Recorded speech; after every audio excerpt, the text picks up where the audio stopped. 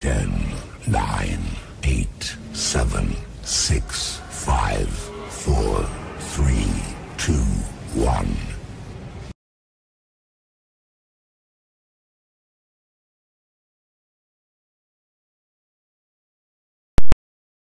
6 North, and Gobi, with 2 eyes, faces charges of sexual assault, sexual interference, harassing communications, and mischief. A suspect is sought by police after a gas station robbery in Aurora. Police say the perpetrator walked into a gas station around Yonge Street and Cousins Drive, armed with a knife, demanding money and cigars. Former YRDSB director J. Philip Parapoli is suing the board. Parapoli, who was ordered to step down by staff in 2017 after a scathing report, is claiming he's entitled to $2 million.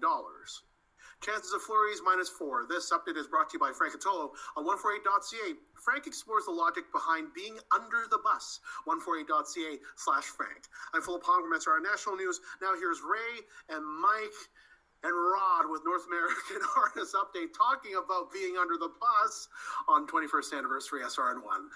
The starter has called the field to the gate. This field is in motion and approaching the start.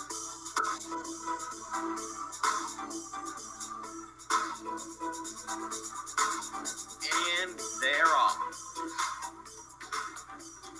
And it's a battle into the first turn for control. The battle continues by the half and approaching the far turn. Stride for stride past the 3/4 pole and approaching the top of the stretch.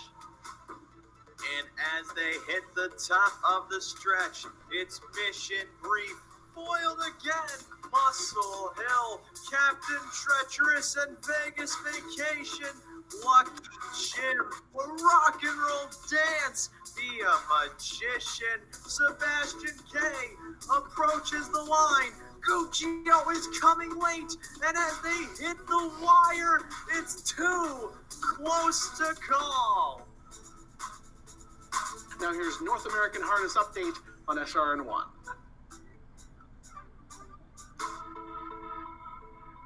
There was a moment when I was running downstairs. Well, it wasn't necessarily running, but it was a hurried walk, just because it was getting close to crunch time.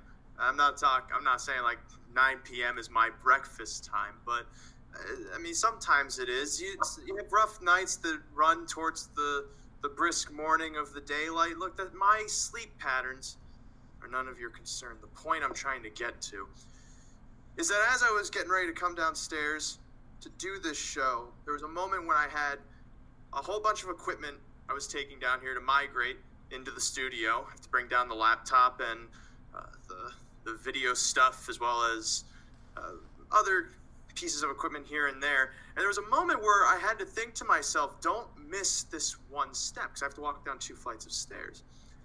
And it felt like a moment where I could have just easily misstepped and then just fallen face first into the stairs, down the stairs, and then I wouldn't have been on this show. Then we wouldn't have been 5 minutes late starting either. Really, the potential injury that kind of got to my head, but it was more I feel like we're slacking lately with our of if I didn't show up, what exactly would happen? You'll find out next week. I mean, it's a narrative time and time again we see in like Hollywood movies. I feel like we're muted. Someone who gets into an accident. Why not? And then because of that, we can't empathize with them. We more so have to feel angry for the fact that they were not able to deliver. I think of Whiplash as a great example. That scene when Miles Teller is hurriedly driving to a concert, and he inadvertently passes right through a red light, and he gets T-boned by a semi-truck. And for some reason, this is the only business performance that is. The only business where in that case, in that moment, there's no justification for something beyond your control. Miles Teller got out of that car, and he ran for miles, no pun intended, just to play the drums, all injured. His fingers were bleeding, his face was bleeding, and all J.K. Simmons could do was just rat him out. But it was in a strangely endearing way, at least, in that movie. And I can't help but think what would have happened if I didn't show up. Because it's been a strange couple of weeks, ladies and gentlemen, as it has been.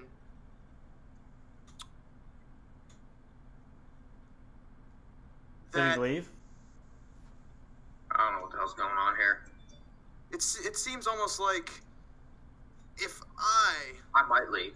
do not produce, I'm extremely crabby today. there's Well, our viewers can hear us. it's almost like I'm obligated. What is he doing right now? No. I And think he's sound.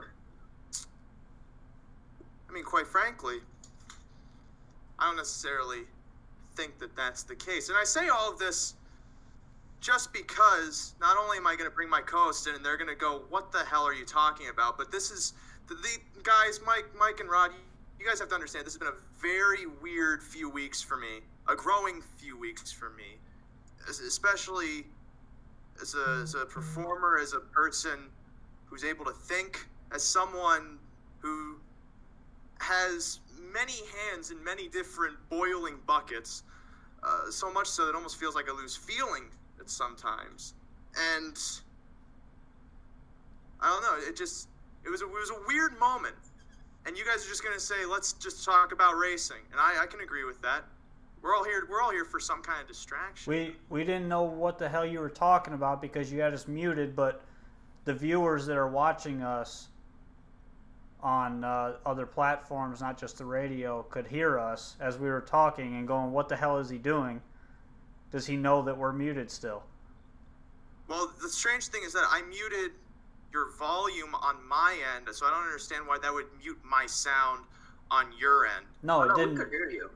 We could hear you. Oh, okay. Well, that's the point, because we're also live on the radio, and that's at least the interface I'm running. But to me, it's just, especially last night, because for those of you who don't know, I also do broadcasts for Off and Pacing, and just in particular over the last couple of days, that feeling of I owe people something has really been dragging me down. So, why?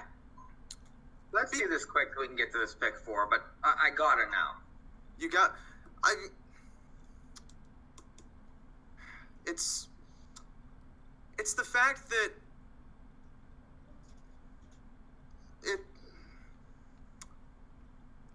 we produce our best work when it's unintentional. Why? That's not necessarily true. It's when it's able to be at its purest form, unpressured, unfettered. Improv, basically. Life is about pressure. And it's... The point I'm getting at it is ultimately it's been a growing couple of weeks for me. And I almost felt... It's a very fresh feeling, so that's partially why I'm trying to work it out here, because otherwise it was just going to be one of those feelings that kind of just sits inside of me that maybe in 20 years would come up one day in therapy, and I would end up beating up my therapist as a result. But that's a future where I end up turning into a Mel Gibson-like character. Ladies and gentlemen, I apologize for the ramblings, but it's not a feeling I'm necessarily comfortable with, or also like educated on. That feeling of, if I didn't show up, if I had fallen down the stairs, for instance, and not been knocked out cold, it would have turned into an anger, I feel like. An anger of, he let us down. And that's a feeling I don't necessarily understand, how I owe people in that sense to do something that I welcome to adulthood, Ray. This is what adulting is all about. But it's wrong. No, it's not. It's the way it is. That doesn't necessarily mean it's right. We said that. If you want to not be accountable to anyone or anything, don't do anything. Well, that's not the point I'm getting at. Well, sort of is. No, because there's a difference. But in that moment, it should be a question of, is he okay? As opposed to bastard. Well, should be and reality are two different things. And, I know a guy that has that same feeling and lives by it. He lives outside the burrito station. Okay, let's get to the races. This is just ridiculous. Yeah, because God forbid anything ever get real once in a while. God, yeah, but there's whatever. We can talk about this after the show. After the show. God forbid that an ounce of humanity comes out of Mr. Ray Catolo, the man himself who is forced to put on the facade. You're always trying to spin some narrative of I don't know, God knows what. Yeah, because just for heaven's sakes, may not the person who is so theatrically absurd maybe once in a while show an ounce of a scar on his own person. Forget that, ladies and gentlemen. I know that's what most people that are into the race tracking really are into. Oh, no, they're into the distraction of the racing mostly. And gambling is a great distraction from one's own misery. It's also a great way to channel it when you think about quite it. the segue. So we have some racing to talk about, of course. And if for any of you out there who are as mentally perturbed as I may be, you're probably in the greatest mental state to be putting some money on horses running around in circles. And boy, oh boy, do we have many horses of the sort running in all sorts of circles for you. The ovular kind, mostly.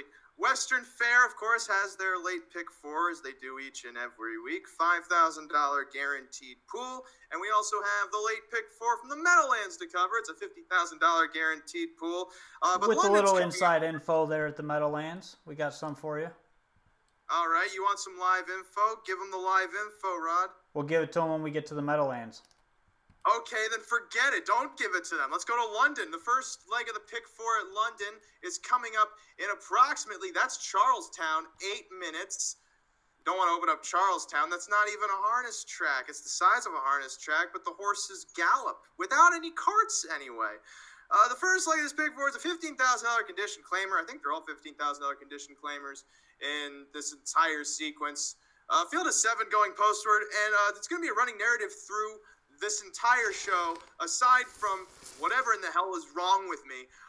You two seem to have a very liberal sense of betting these pick fours, because some of the horses you guys use, I have no clue how you use them. I'm going to start with you, Rod. You're the deepest of all of us in this first leg. You're taking 4 of them. I don't know why.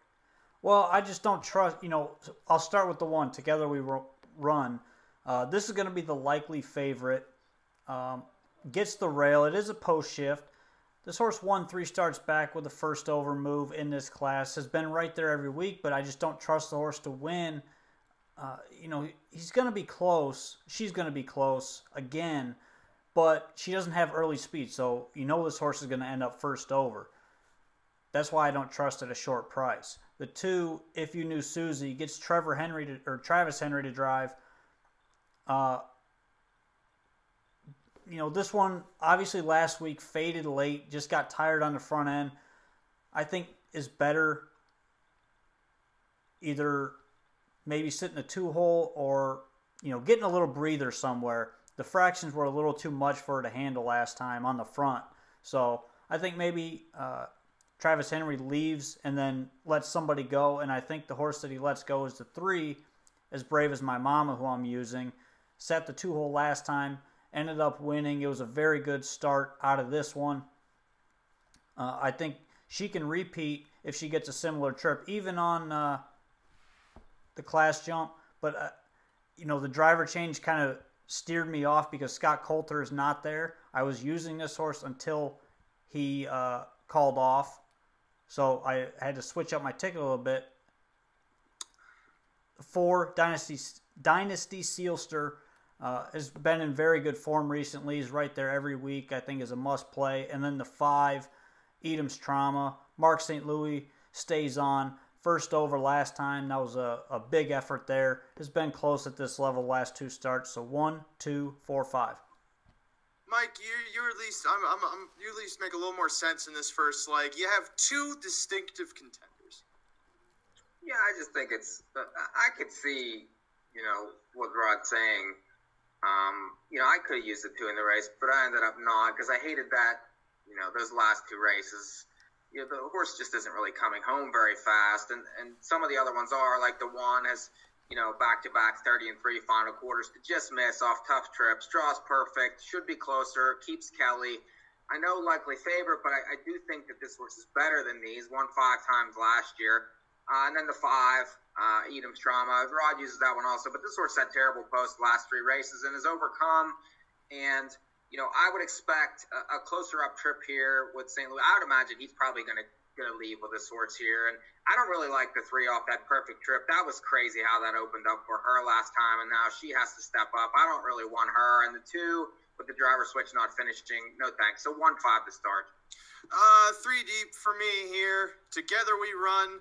We talked about this one. We're all in consensus on that one. If you knew Susie, I still use, because as much as you guys take drivers into consideration, I don't necessarily. I don't care if Anthony McDonald's driving this horse or Travis Henry is. I think Travis Henry's on this horse. Yes. In the 7th. Yeah. So it doesn't matter because these guys know how to put horses in circles and then finish the race. This horse, at the very least, is in decent form. 2 starts back, finished 2nd against this group. The most recent start tried to go on the lead, but it seems like her best races have not been on the lead, just because she usually prefers to have some kind of competition to keep her going, either from the pocket or to the outside of her. So maybe she should at least be up close. We know being up close works at London. That's that. There's not much else to that one. These horses are not necessarily the best informed to describe, if that makes sense, because of how one-dimensional sometimes racing at London is, where it's just this horse can go to the lead. Probably will win because of that. I also do use the 5, Edam's Trauma. This one just doesn't get good trips. Parked first over, last out from the 2nd tier, ended up finishing 3rd in that race. 2 starts back, one off a pocket trip here at London. So long as she works out some kind of smoother trip where she isn't overland the entire way, which she should be able to since she's starting on the gate, she should be a decent factor. So I'm 1-2-5 in the opening leg of this pick 4. Second leg is the 8th race, because in most countries, the number 8 follows the number 7. It is another $15,000 condition claimer for a purse of $5,400. Rodney Allums Jr., you're taking the inside 3. What are you, lazy? Yeah, I like the inside here. The 1 Sports Tale is obvious. He's won 3 of the last 5 races. Makes sense. Getting the rail, he's got early speed. This one's a must-use, likely favorite here. The 2, Terror in the Court. 2nd start off a long layoff. I expect better. Last week, raced very well first over and, only got beat a couple lengths there. Mark St. Louis back on. I think he's going to be firing early and will likely look for the lead. The 3, Eastbound Eddie. Another one that's 2nd start back off the layoff. Last week had an outside post. He just tucked in the back and sat back there. The cover was going nowhere. I think you're going to see a little bit of improvement. It's going to need some things to happen, but if you look back in that qualifier on the 4th, this horse went that qualifier as fast as these things go in the race. So, there's no reason not to have this horse on, and, he offers a little bit of value. 1, 2, 3. Mike, you use all but the 3. What did the 3 ever do to you? Well, the problem with the 3, and I understand what you're saying, Bob, and that was a better race than this one is with Big Pete Style, Devil's Peak. Those are better horses. The problem is this horse was 1 for 21 last year, 3 for 39 life. It's only made 26,000. It's about as cheap as possibly can be. So, I don't know. I mean, at least the 1 and the 2, the 1's won 7 races, the 2's won 8 races. I think the 2 controls the race, especially from now being on the gate with this driver. The 1 should get a decent trip from the rail. I think it's fairly chalky there, 1-2. I also use the 1 and the 2. I also throw on the 8 Stonebridge Guard, who should benefit from the second-tier starting spot since the 1 Sports Tail most likely leaves the gate. That puts the 8 closer into play. And last out, this horse is not necessarily close into play, but did close enough to get second after being 6th at the quarter. So if he can get away, say, 3rd at the quarter, why, he should win by a football field. In theory, 1, 2, 8 for me, because that's how handicapping works. Don't contest me on that, boys. You can't prove it. Third leg is the 9th race. Another $15,000 condition claimer. Boys, there's a running trend here. These are the fillies and mares. And now, Mike, to start off with you, this is where you start kind of widening your prospects because you're taking 4. 4 deep. The 1 is obvious. 2 wins straight. Shepherd. This horse won by 3 last time in 58-4 at Flamborough. Prior to that, won, another 7 claimer. Steps up, but I don't think that this is a much tougher spot. I think that horse is a use. The 4, L'Argent Legacy. This horse gets Harris, who was on fire this week. Better post. This horse does better whenever closer. The horse had no chance last time, and I would expect a better trip with him being on now. So I think this horse could get overlooked too. Will be a little higher than that 3-1 morning line. The 6, Falls Creek. This horse is racing well at the level. 1-2 back. Last time was 4-5, and really, maybe bounced a little off that win. I think gets a little bit of a better setup now, and probably. Should be closer early, which means probably will be better late. Won 11 times last year. And then the 7, Lady Everlong, won this class last time from the 8 post. It's right there all the time. Another one that gets away okay. I don't think the post is necessarily going to hurt, but it's going to help the price. So 1, 4, 6, 7 for me there. Rod, your numbers could only be so much similar, but at the same time, so much different. Yeah, I kind of agree with what Mike said. The 3 Ideal Toy, right there every single week. This horse is a must-use. Won 7 times last year.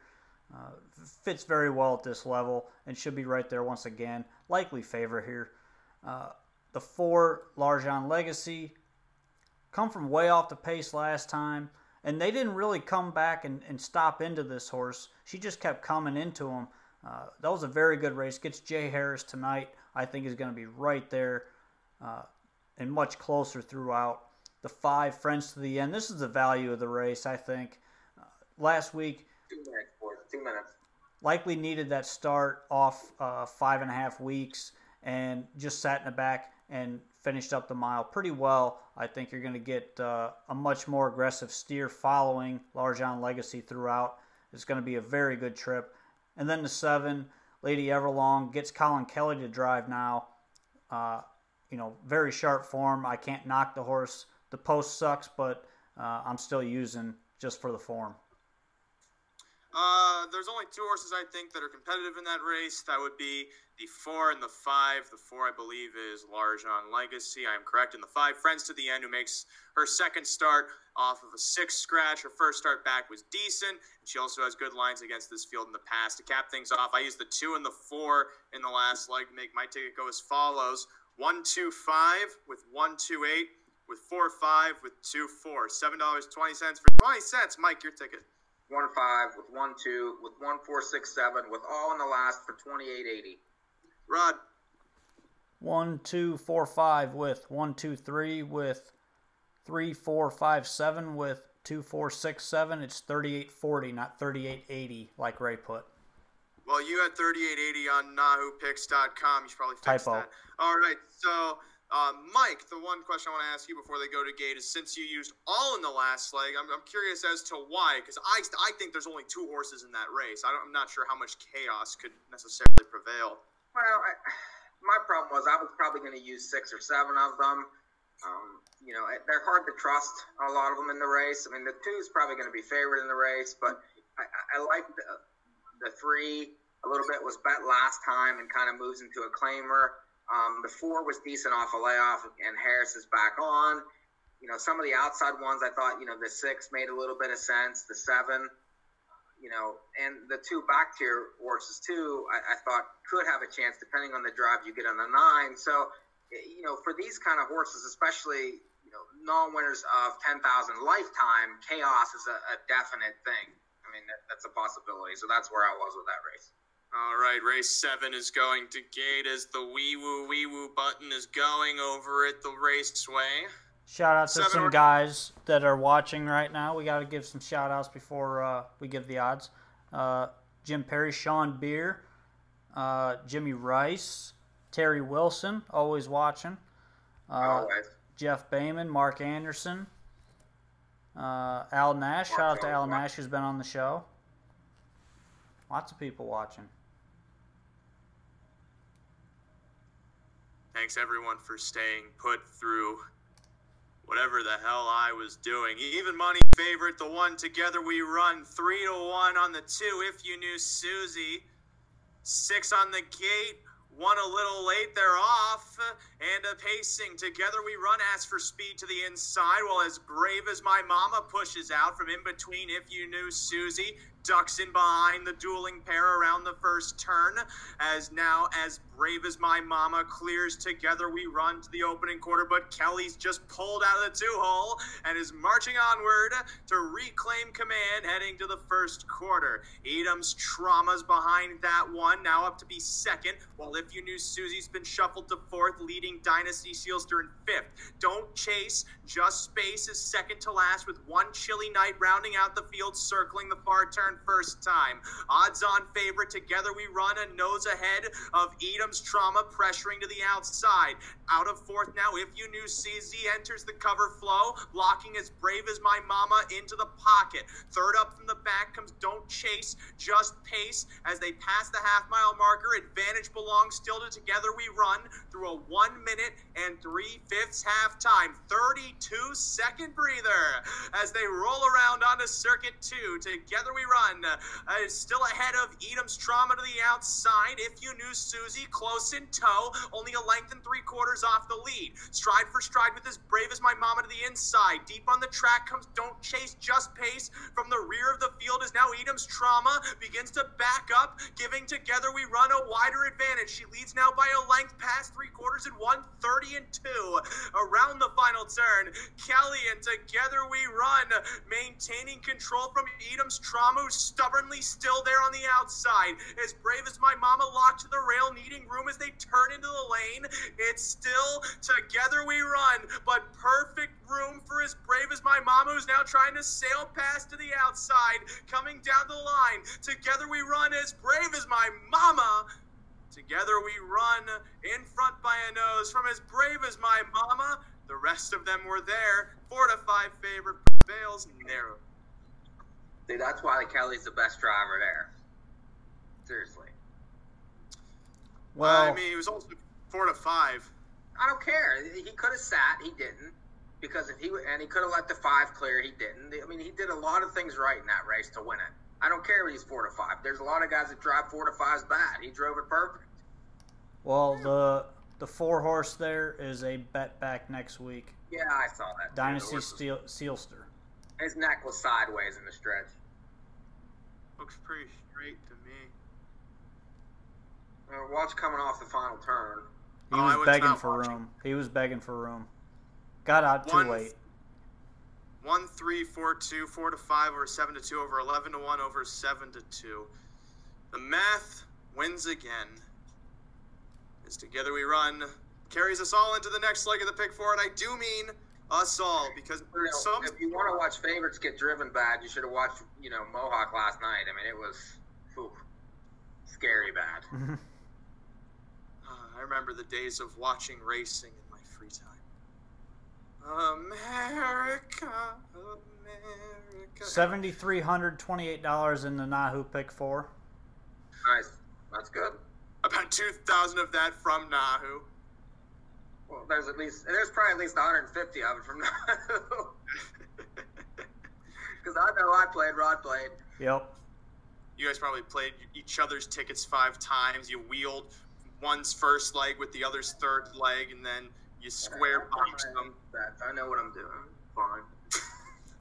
We got a compliment for Ray on the video feed. Nice race call. Rare.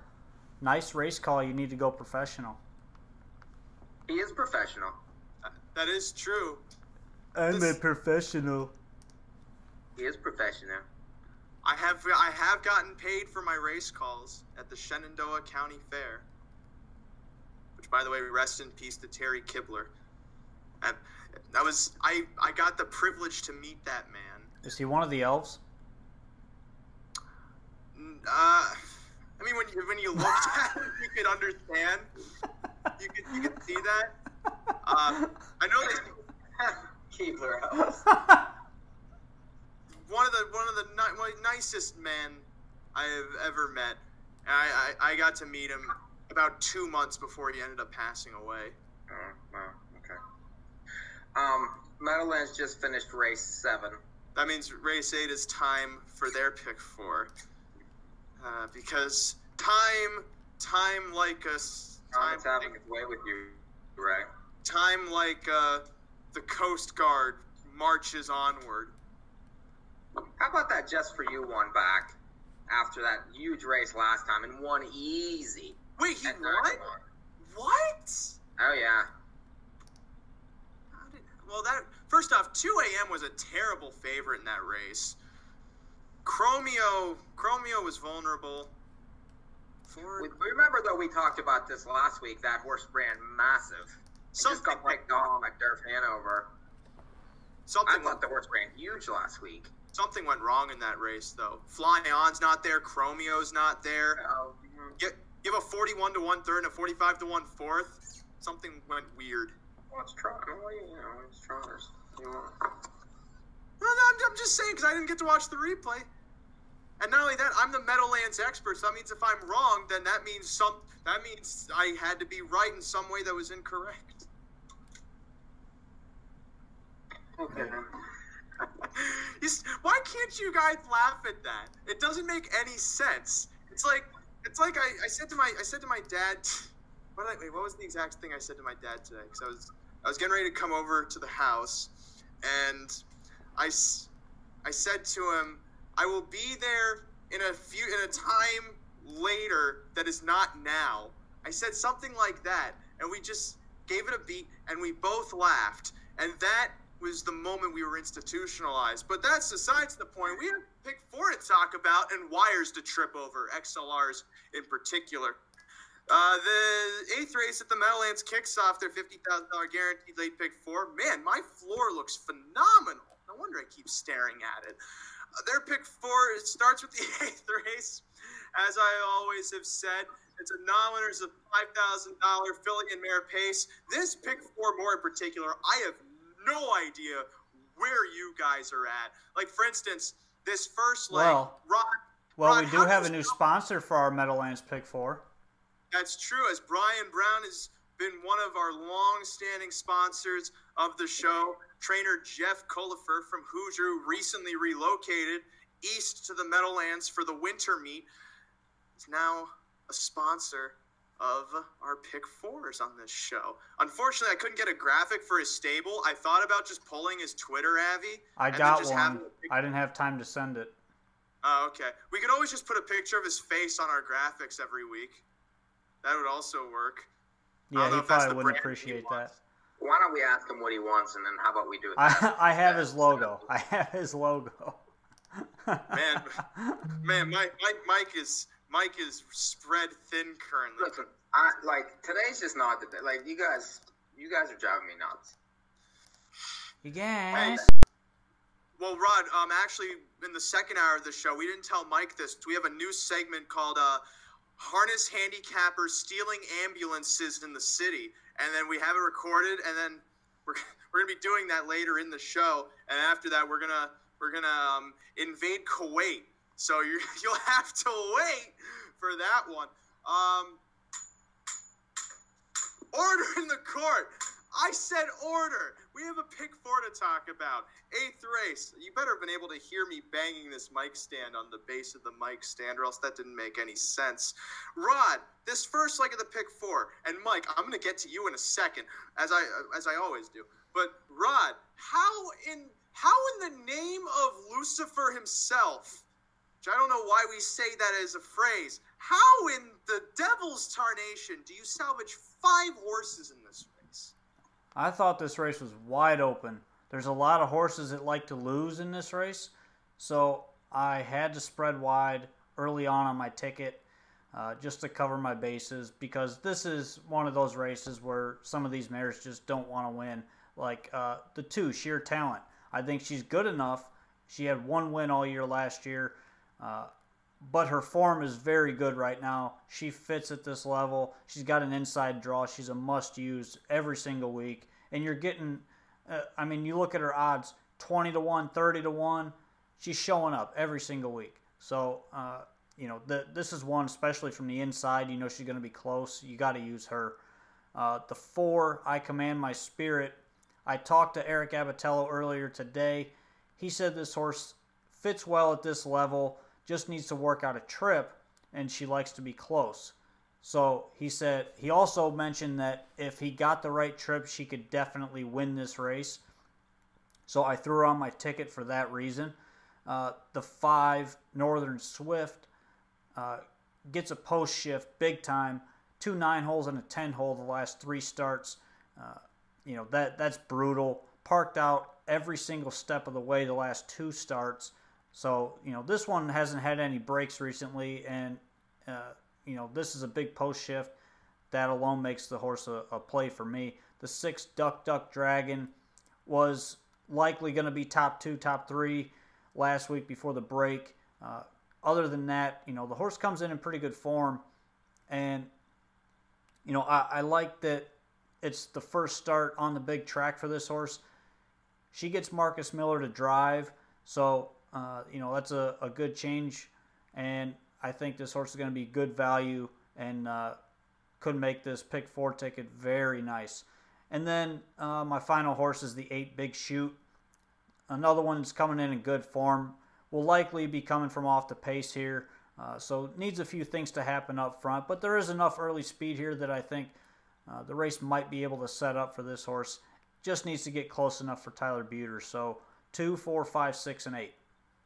Well, at the very least, Mike, I see you're touching on some similar bases as Rod in this race.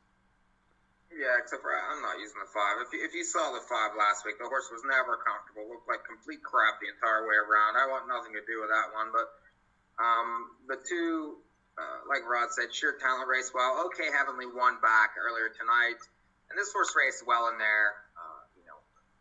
Okay, Heavenly kind of benefited from a fast early pace and, just kind of stormed down the middle of the track as a big favorite to win. So I like that race. I like the draw here. You're not going to get that huge price on that horse this time. But, right now, the horse is even money, let's just say. So we use that one. The 3, Velocity Atlanta, was, in a different spot last time on a sloppy track and really got a wide trip, no chance. Prior to that was a first over winner at Yonkers, even, from the 1 hole. But the horse is in decent form. I like those last 2 races. I like Yannick getting on, so I'll use that one. The 4, I think, like Rod said, is a use. This horse left from the rail last time, and usually when she's feeling good, she tends to be closer to the pace. Fits at this level, has made almost $500,000. I think, that back class, is always has a chance to come out. So I'll use that one. And then, I always think of Ray whenever, you look at the 8, Big Shoot, and this horse could get, a little bit of a trip in the race. Typically, needs things to go his way. This is a Woodbine horse that, has a lot more shares than wins, obviously. But once in a while, if things fall right, can get there. So 2, 3, 4, 8. I'll take you calling me Big Shoot as a compliment, I guess. Yeah. Big I don't Poop know, Shoot.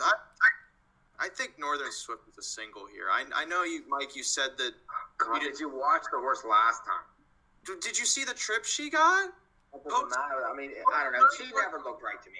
Maybe something was off. That I don't know. I just did not like that race. Last 3 races, post 10, 3 starts back, park to the quarter, goes to the lead into a 55 half, gives way, reasonable. She used herself a little too much early. Next start has post 9, equally unbeneficial circumstance. Parks the entire mile there, finishes 3rd, but then the mile that she goes after that, it makes sense why she didn't have as much because she was so hard used the week before. She ended up finishing 8th, going a similar trip, parking first over from post 9. So now she is post 5.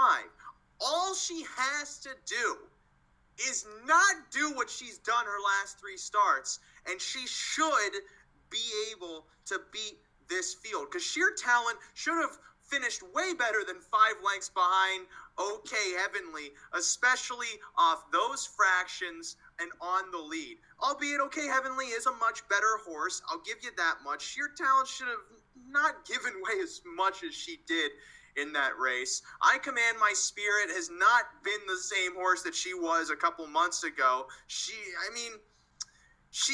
has just struggled to finish the mile. She usually crawls home. A lot of this field does not really have much of a late kick. So if anything, Northern Swift does not have as strong of competition. She has tons of back class by the look of it. She was up against numbers of 15,000, numbers of 8,500 in starts before. She just needs a trip. She just needs to get... She looks good on paper, but she looked like dog crap on the track last week. She's stone cold dead, 5-1 on the board off a 5-2 morning line. So be my guess. Yes, 5-1 is dead on the board. People think she has a 17% chance to win. That's better than none. Okay. By far, I mean, there are signals that say that maybe she might not be good in the race. Good luck to you. I mean, she could beat me very easily. Yeah, you also haven't seen how she looks on the track tonight. A lot can change in a week. I was a happy-go-lucky boy the week before, but then I read one Ernest Hemingway novel, and I bought myself a revolver, and oh boy, moving on. Garden Shed next. The second leg of this pick 4 is the 9th race. I know Mike heard me say Ernest Hemingway, and he just thought this is getting too smart for this show. We got to dumb it down a bit. So we're gonna we don't got no bang bang. with that. We're going to talk about bang, bang, definitely dumped it down. The rest of the show, I will be handicapping all of the horses in reference to Adam Sandler movies. So the second leg of this pick 4 is the 9th race. This race in particular, non-winners of $5,000 trotting event. And Rod, to start things off with you, you're taking the inside 3 horses because much like Billy Madison, you didn't really want to try that hard. No, I looked through this race. I was 4 deep here, and my top choice ended up getting scratched in the 5. There's 2 scratches in this race, the 5 and the 8, both out of race 9. But like you said, I'm the inside 3 now. Cash for Gold, the 1. About a minute for 1, just letting you know. Okay. The Cash for Gold, the 1 horse, fits moving back to the big track. You look back 3 starts ago. This horse really didn't get a setup. They went a slow pace up front, and he closed into the leaders on a front-end track that night. I really like that start. He's moving back to the big track. This one is a must-play for me. The 2, Marion Gondolier. This one is a straight closer. He's got a good kick. He just needs a little bit of a setup, but the class drop is definitely going to help. Only got beat 2 lengths last time. Just needs the right setup. The 3, Tag Up and Go. Very good qualifier. First start for Irv Miller, Marcus Miller driving. I think that alone makes this horse a use, and the qualifier was good enough to be able to win this race. So 1, 2, 3. Bang, bang. Mike, in a turn of events that I believe should result in you scheduling a proctology exam, you agree entirely with Rod. Completely agree, and they're going to the gate at London, so I have nothing to add on that. I think Rod did that perfectly. Okay, I need to pull up Western Fair's live feed for this 8th race. Including the bang bang. This field is in motion into the stretch, approaching the start, and they're off. Terror in the court. Fires away from in between horses. Eastbound Eddie to his outside, and Sports Tail towards the inside around the first turn. Sports Tail parking Terror in the court to the quarter, but Terror in the court's going to clear his Stonebridge guard from the second tier. Gets away 3rd to the inside as Eastbound Eddie tries to find a route to the cones in 4th. Away 5th into the back stretch. Shark Out of Water leading Shadowfall, then back to Zumbayama, tipped off the cones slightly, and JD Murdoch, last of the 8, heading past the opening quarter. Terror in the court past that station, 29 and 3. Sports Tail sits pocket, rounding the far turn with Stonebridge guard now stuck at the cones 3rd. Eastbound Eddie could not commit. He's going to venture overland, moving towards the half mile. They're then back to Shark Out of Water, who's now locked in as Shadowfall moves into the outer flow. Towards the back, Zumbayama gaps out about 2.5, leading JD Murdoch past the stands and towards the half mile mark. In front and in control, Terror in the court court as Eastbound Eddie advances up to be within a half length of control through a minute and 3/5 half. 31 seconds for that second quarter. Locked it in the pocket, Sports Tail rounding the clubhouse turn. And then on the outside comes Stonebridge guard with Shadowfall sitting towards the cones, fifth and towards the back stretch. Rather shark out of water. Shadowfall gapped out 3 lengths, third over. From the back of the pack, JD Murdoch moves 3 high, trying to gain ground, but with about 5 lengths to make up on the leader, Terra in the court, who is now braced by Stonebridge guard as he swoops to command. 1:30 the 3/4 time around the final turn. Stonebridge guard now kicks to a length and a quarter advantage, leaving Terra in the court in behind as they turn for home. Stonebridge guard has now just blown it wide open, leads here by 3, and the margin expanding. Terra in the court left in his wake. Outside, Sports Tail gains ground, but Stonebridge guard wins by about 2 lengths in the end. From in second, Terra in the court, and Sports Tail there too. All right, Ray That's what Catola happens when you fall asleep on the front end. Ray Catola moves on in the pick 4 at London. That's the most important piece of information. The Stonebridge guard. Beautiful, beautiful trip. As I said, if he sat closer to the mix, he should have an easier time kicking by him. 8-2-1. Well, the horse on the front, he didn't even pull the plugs till he was already by him. Yeah, it didn't matter. I think the 8 wasn't losing that race. I agree entirely with Mike. Well, if he hangs him out around the last turn, he's got a shot. The 1 was no good, though. I mean, that's, Well, the 1 closed on the end of it. They took off too quick for him, I think. Yeah, that was a really quick move. That was a perfect drive on the 8, but yeah, I don't know. Yeah, Let's very spend the good drive. next 15 minutes theorizing how either Mike or Rod could have had other horses win that race. No, I just didn't really like the 8 in the race.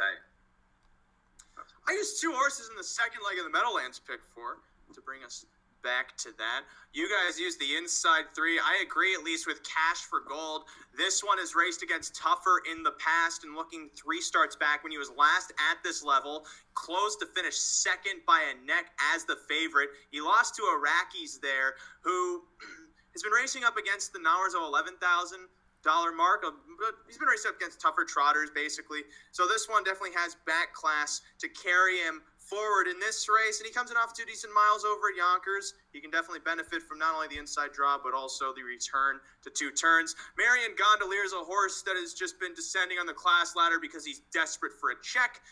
The one other horse that I use here is the 6 Illini Might. I did like Tortolindi, but he's scratched out of this race. Illini Might, when this one stays flat, he's at least competitive against this group. Finished 3rd off a rail ride in his last start 2 starts ago. Took a lot of money, but broke heading into the first turn. And 3 starts back over at Freehold, put in a decent mile as the favorite against Similar. He seems to favor going on the bigger track, but if his legs get jambled up, he's probably not going to be in contention. However, if they don't, he should be. I'm 1-6 in the second leg of the pick 4. Third leg is the 10th race.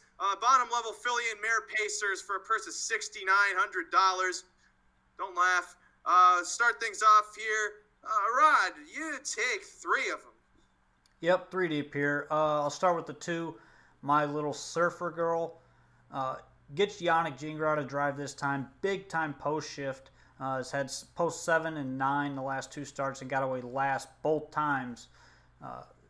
You got to figure this horse is not going to be that far back tonight, especially with Yannick. You're going to see much more aggressive Eric style. Carlson is on the 2 now. Eric Carlson's driving. Well, he's aggressive as well, so I don't mind that. I don't mind Eric Carlson on the 2, but even so, I mean the horse is going to get away much closer. Don't expect this horse to get away last again, and fits well here. This is a weak group, and I think this is a nice spot to be able to follow up some cover and go buy some tired horses late. The 6 Hepburn Hanover is the obvious one, I think. Kind of stands out at this level. She's going to take money. She's going to be the likely favorite. Should be firing early, looking to get into the mix. a must play here. Again, obvious. And then the 9, Dangerous Precedent. This one's been in very good form at this level. Got beat a neck last time, making 2 moves. That was a very good race, and that's really the reason why I'm using her again here. And you look 2 back, horse was first over, finished 3rd, just got beat a couple lengths. I like the form. I think this horse, if she can get the right trip tonight, is going to be right there once again. So 2, 6, and 9. Mike, your numbers are almost like that because they're not. Yeah, they're not. I like the 4 Little Fox Valley Bailey. Draws much better. 2 wins prior to that. Went 53-3, 2 back on December 27th. That race wins this race. So, I like the draw as opposed to some of the other ones in here. It should be closer now with the better post. And I think fits at this level. The 6, like Rod said, is obvious. Won last time at the level. This horse gets bet every time. Won 8 times last year. It's Zurich. It's Andy Miller. Big chance to repeat. And then I'm going to try the 8, Big Liz. Gets the big track again. First time Lasix. This horse prefers, I think, a little bit of the big track. Used to race well up in Canada. And, no chance last time in the Yonkers race. Parked most of it. Gets the Lasix now. Could very much improve. 4, 6, 8. I am now 3 deep with the scratch of the 7 Embassy Sealster just because my ticket couldn't get any cheaper than it already was. My Little Surfer Girl we touched on. This one has been putting in some decent closing efforts in the past. All she really needs is a more aggressive drive.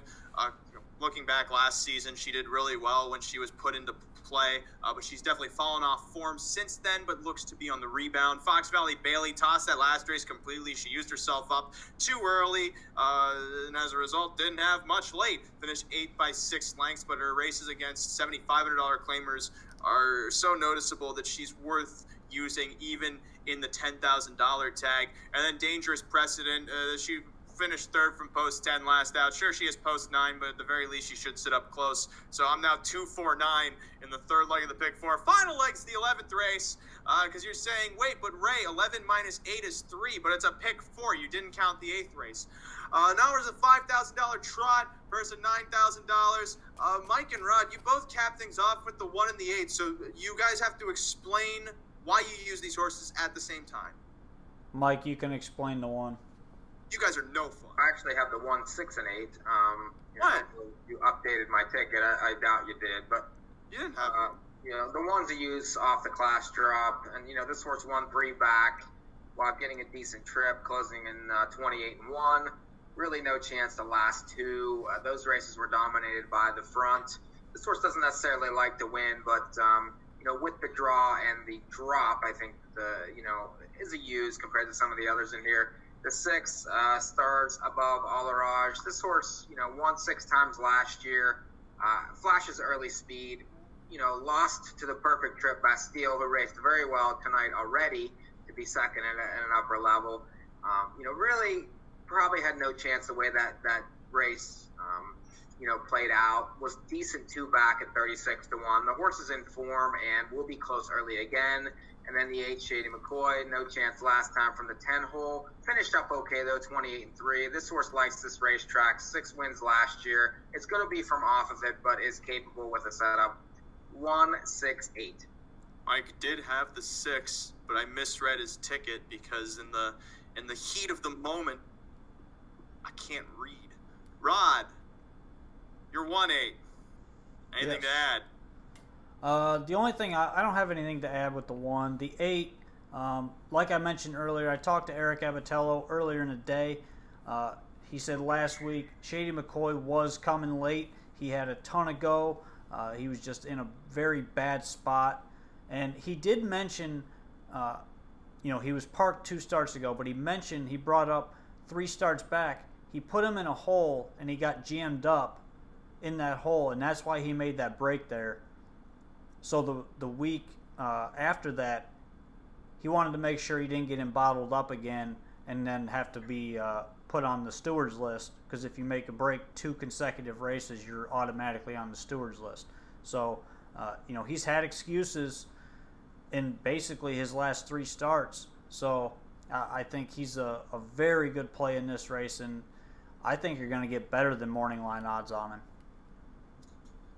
Yes, Rod, exercise that ethos of yours. As the resident Meadowlands magistrate of the group, I'm 3 deep. We talked about Down Under Matter. Ultimately, this one just races better in the lower companies. 3 starts back, 1 at the bottom level, and has just been in over his head his last 2. Now he goes into that happy medium that should only bring him the most profuse joy and potential profit. Shady McCoy's pretty obvious. Parked every step of the way last out and still gained ground. I can read a program. I didn't have to talk to Eric, although I'm sure you two had a lovely conversation. Finished 4th from post 10. Now has post 8.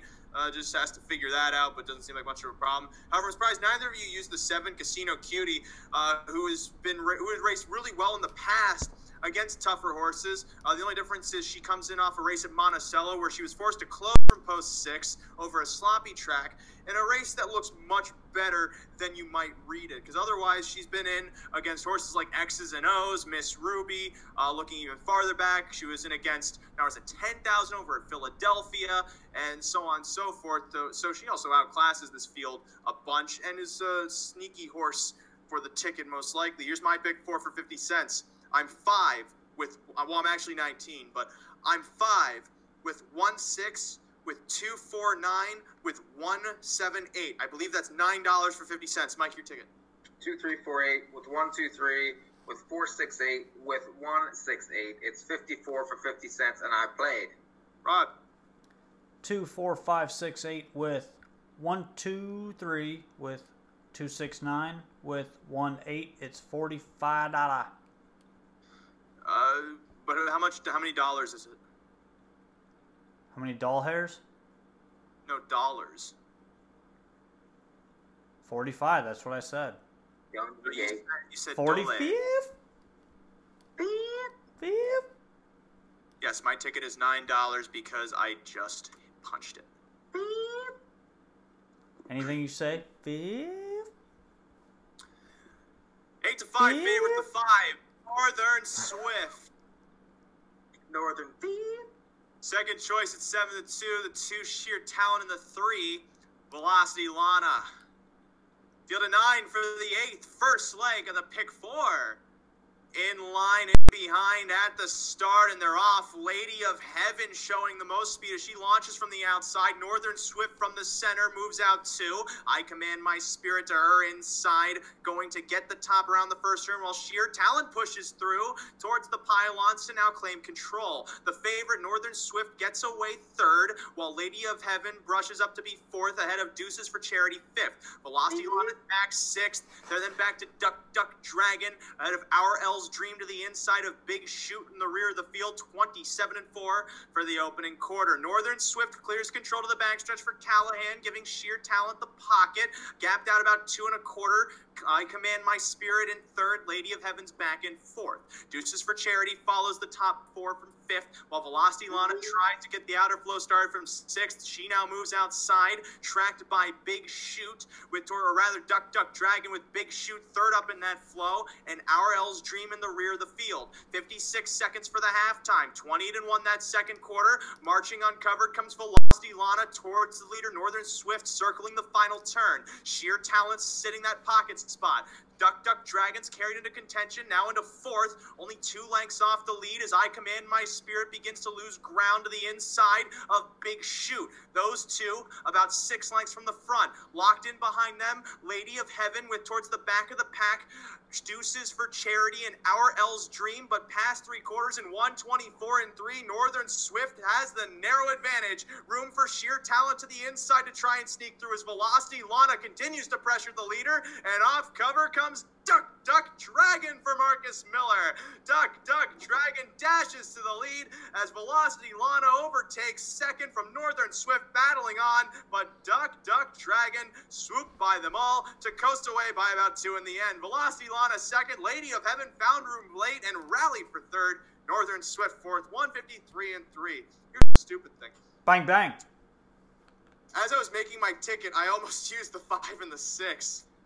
But then, as you can tell, I did not. Duck Duck Dragon, though, had the perfect setup to win that race. Northern Swift. I could never use those words. Northern Swift did not have the I just told you what, 10, 15 minutes ago. The horse could get the set up. He's the value play of the pick 4. You also had 5 of the 9 horses in that race, so that just boded confidence. Yeah, I told you I didn't like the race. I knew the favorite was bad, but still missed it somehow. She didn't get the setup that she needed, and she was on the front with the lead turning for home. I mean, what do you want? She wasn't pressured really that hard. It doesn't matter. Dueling is dueling. That's the thing. I mean, I don't know. I obviously didn't have the 6, but I did not like the 5. Duck Duck Dragon off the second over trip. Bang bang. I saw it as back class. I mean, I just missed it really. Bang bang. I saw that horse being able to potentially get the trip, but Northern Swift I didn't think would get bombarded as much. I hate these freehold lines where you're, you know, if you're in the 2 hole or 1 and 2 and you can't win. That's just not. That's hard for me to like. I just don't like that. Well, I tend to give horses from freehold the benefit of the doubt as much as I can because they are sneaky in that way since it's a half-mile track. The subtraction of 2 turns does a lot, and the addition of other Race things. Race 9 is going. Oh, at London? Yeah. Why do races have to be one after the other? It's like there's so many of them. The 9th race at London is actually at the quarter. They really had the patience. It's Ideal Toy leading the way through a 29-2 opening panel. Emotions way in the pocket and riding Shepherd's Helmet around the far turn. Largen Legacy is back in 3rd ahead of Falls Creek, who got away 4th. Out and moving comes Bryn Baroness by the looks of it, heading into the lane first time. Salzbrook Coral back there too, second over in that flow. As they move on past the half, we're going to get the correct order here. Ideal Toy leads. Outside, Largen Legacy up to pressure first over. Emotions in 3rd with Lady Everlong now getting to the rail in 4th through a 1-minute half mile. 30-3 for that second quarter, moving into the back stretch. Largen Legacy to the outside, a half length away from Ideal Toy at the rail. These two spar towards the 3/4 pole as Emotions is trying to keep up from 3rd, now 4th, as here comes Salzbrook Coral to the outside, marching onwards to try and overtake the top 2 to the 3/4 pole. They pass that station 1:28 and 1:28 for that 3rd quarter. Salzbrook Coral circles 3 high to try and overtake Largen Legacy from in between an Ideal Toy towards the rail. Lady Everlong is behind them as they turn for home, with Emotion still giving chase, but to the inside, advantage still belongs Ideal Toy. Largen Legacy now overtakes deeper on the track, trying to close Salzbrook Coral, but Largen Legacy has him put away on the wire. Wins by 2 from Ideal Toy in 1:59-1. How is it I played the wrong pick 4? Because mine is still alive. Ray's still alive. Ray is live. And that's an ice cold exact on NAHUpicks.com. Why would I The floor was massive in that race. 28 and 1/3 quarter and still go. That was huge. Ice cold. That was giant. Ice cold exactly there. Ray is live. Let's keep talking over one another, saying the exact same thing, and maybe we'll get somewhere. 2-4, I'm alive 2 in the final leg of this pick 4. Only a $7.20 investment. Probably live for what, like $40? That should be okay. No, it's gonna be decent. Start with a 4-5 favorite, then a 2-1 shot, then another 2-1 shot. That 2-1 shot there in the second leg, I think you got a little better value. 4-1 Morning Life, if I'm not mistaken. Yeah, you're getting a little better value there on that one, and you're getting better value than 2-1 on Largen Legacy. You're probably getting closer to 4 or 5-1. Yeah. I'm not one to theorize because we're about to see the Will Pays in 5 minutes, so I'll save my brain energy for later. Coming up later. How many minutes, Mike? Coming up later in the show, we're all going to continue to talk over one another, so stay tuned for that. Then we're also going to have more pick 4 from the Mike is a man of very few words, and for that I appreciate him. We also have Meadowlands pick 4 that will continue going. We have the last leg of the London Pick 4, which, I mean, let's be honest, I'm most likely going to hit because I have the two obvious horses. It's not really going to fall apart in any way, shape, or form. And I know some of you out there going, no, but you saying that means you're going to lose. No, it doesn't. You're a bunch of paranoid Petes. Be some more optimistic Orsians. There's not really that many men's names that start with the letter O, or I could say optimistic Oprahs. That makes a lot more sense. But unfortunately, I don't have any Hyundai Elantras to give to anyone in the audience tonight.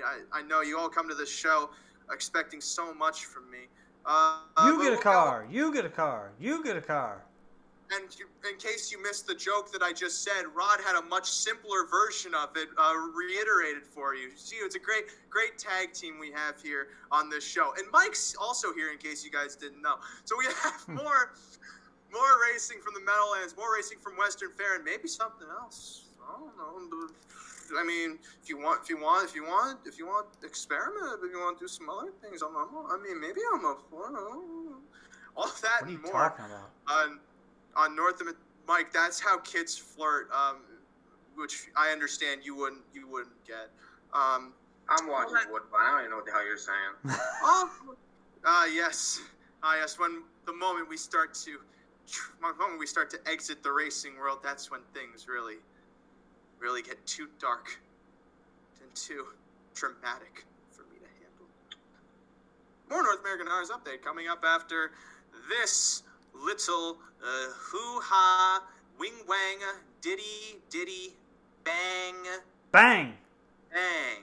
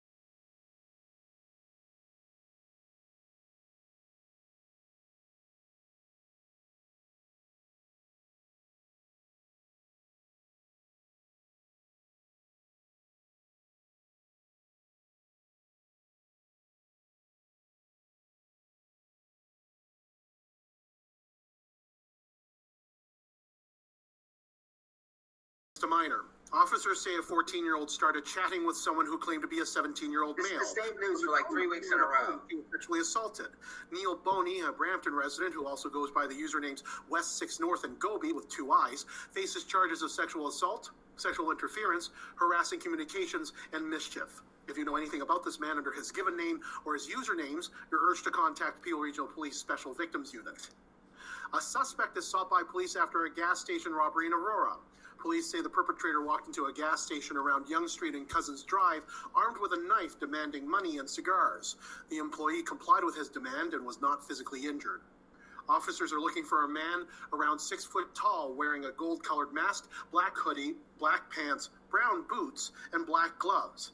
If you have any information, you're urged to contact York Regional Police or Crime Stoppers. Former Wire DSP Director J. Philip Parapoli is suing the board. Parapoli, who was ordered to step down by staff in 2017 after a scathing report, is claiming he's entitled to $2 million. Part of his claim involves the breaking of his unusual contract, which essentially gave him a job for life, as well as $500,000 for what he believes was a disability arising from negative media attention. Parapoli was criticized in a provincial report after accusations that the board failed to deal with incidents of racism and Islamophobia, as well as trustee behavior. Racist. The York Region District School Board, in his defense, says Parapoli's contract allowed the board to terminate him with or without cause with 1 year's salary as payout. Chances of flurries in the forecast, -4. I'll have more updates on SRN1. For now, I'm full of pong. Thank you, Phil, and welcome back to more of BBC's Extras. I'm Ricky Gervais, joined here by Mike Prebosi, Rod Allums Jr. When we last left off, I'm still alive in the Pick 4 at London, but by stupidity, I'm out of the Pick 4 at the Meadowlands. However, Rod is still alive in this Pick 4 at the Meadowlands. Rod has the 1, 2, and 3. Who do you have? At London? Okay, well, you should let that be more specific. Not only that, I was going to touch. When I said you, that's specific. Well, I mean, there's two U's in this group right now. Rod being one. I'm talking. Mike, sometimes I don't know if you refer to you when you're looking at yourself in the mirror. So in that case, there could be 3 of us to make it even more. It could be a cousin to Phil. I'm alive. If you gave it 3 seconds, I understand that patience is a virtue, and that in this world where if you go on Twitter and you say one thing, it's taken out of context immediately after, because no one has the patience to even have words processed through their head. So just give me a second to present exposition. You don't start Citizen Kane by going, "The sleigh is Rosebud," because then the rest of the movie's pointless. And the Raceway in the Pick 4, I'm alive to the 2 and the 4. The Will Pace say I'm alive to $39 and $70. 39 to the 2, 70 to 4. Over at the Meadowlands with 0 minutes to post, Rod is alive in this Pick 4 to the 1, 2, and 3. The 1 Cash for Gold currently at 5 to 2. The 2 Marion Gondolier, the favorite, at 5 to 2. And the 3 Tag Up and Go currently at 9 to 2. 2 scratches in this race. The 5 Tour de Lindy and the 8 Chelsea's a winner brings it down to a field of 7.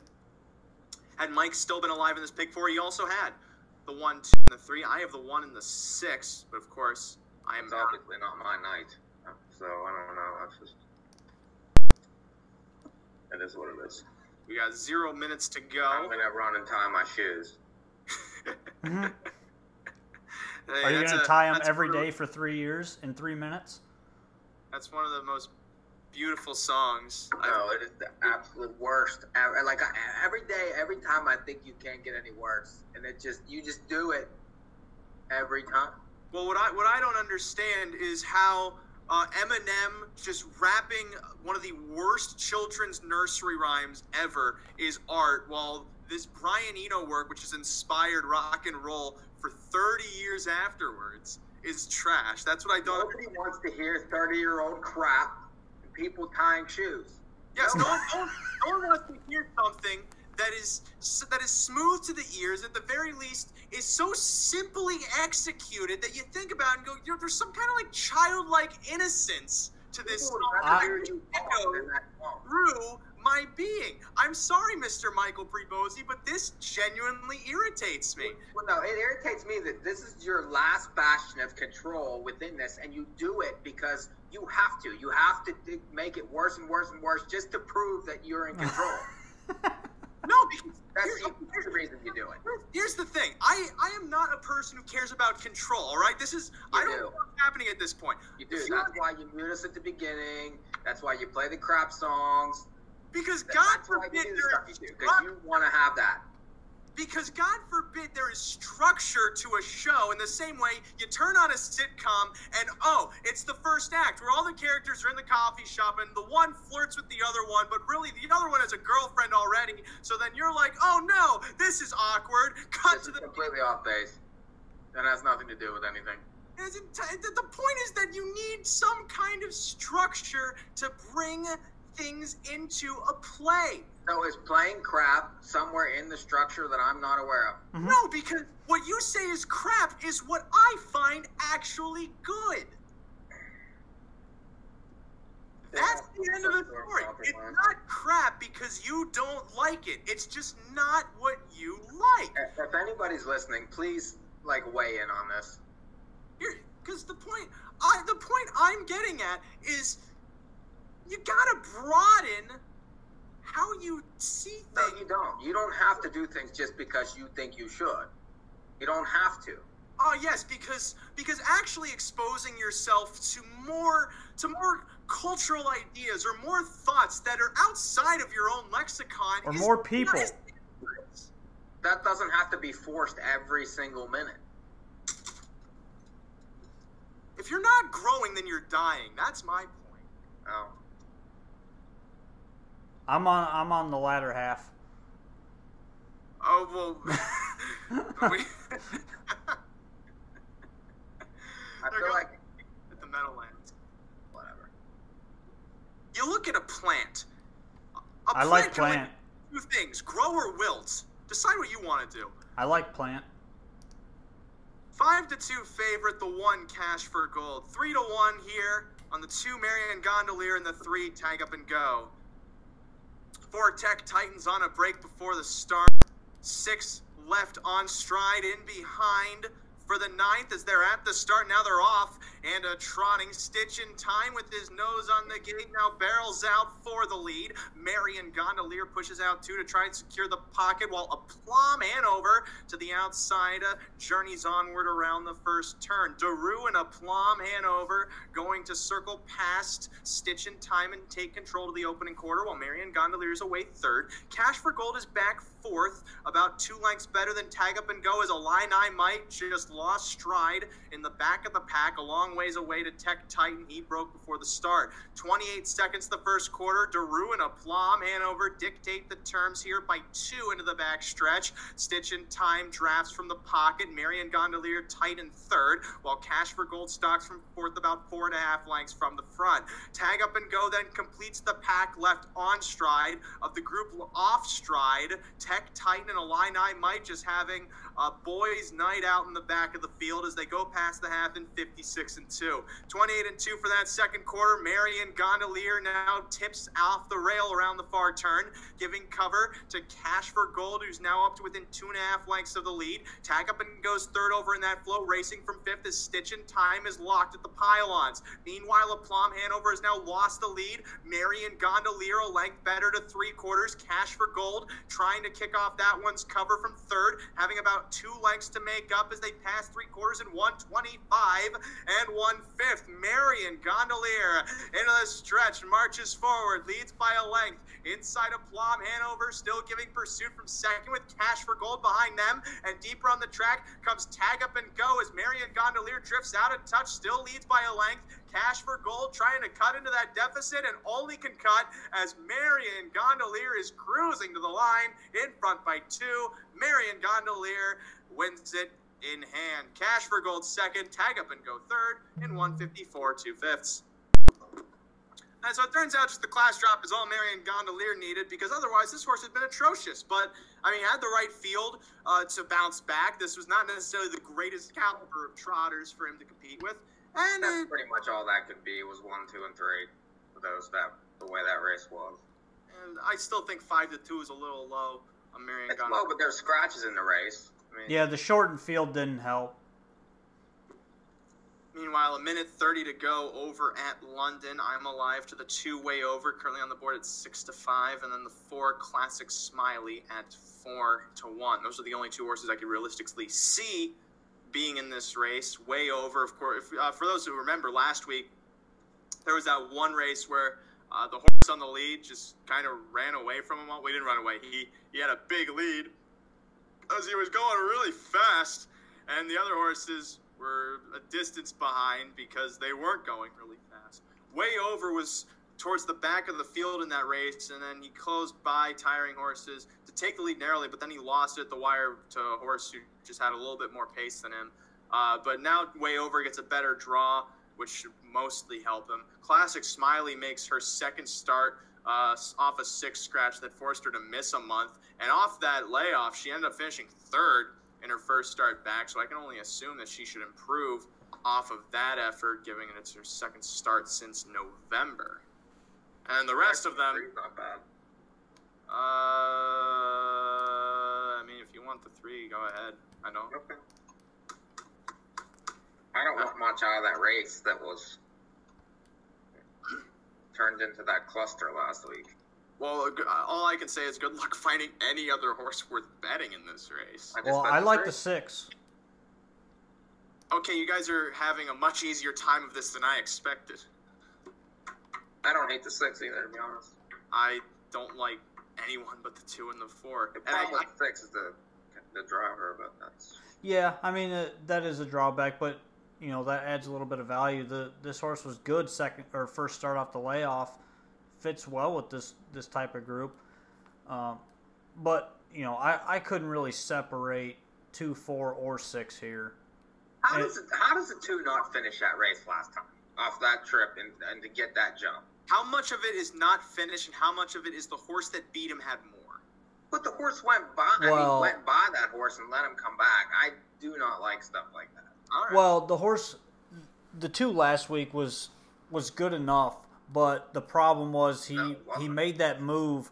No, he made the move. He made the move at the wrong time. He made that move just past the half where he was 3 deep. Like he popped off the rail and ended up 3 deep before they hit the backside. So he had a long way to go. Because the horse was falling down in front and taking everybody with him. I mean, if you don't win off that trip, I'm sorry, but you can take 7-5. Be my guest. I don't care. I mean, you might win this, but I just don't like stuff like that. Well, I mean, I'm just trying to get the horse that's going to get to the wire first, and of the rest of them, good luck even finding the wire. Well, we're rooting for 2 and 4 here. I'm not. I thought that's great. 6-5 favorite. Well, that's just a conflict of interest. The 2 Way Over. 7-2. The 5 Farmers Independent. Added distance. Pace is at the start and they're off. Classic Smiley swooping towards the top as Better's Instinct from the rail gets away in the pocket, moving around that first turn. Farmers Independent parked out there and veering out a touch around the turn, giving Way Over the 3rd spot. Farmers Independent tucks in 4th. Lovely Park from the 2nd tier away 5th. They're then back to 19 Roses 6th. Joe Big 7th, followed by Madeline's Ideal in the back of the pack and St. Lad's Billie Jean. She is not my son. Classic Smiley to the opening quarter leads Better's Instinct by a length and a quarter. Way Over's back 3rd. Farmers Independent still drafting 4th, about 3 lengths from the top.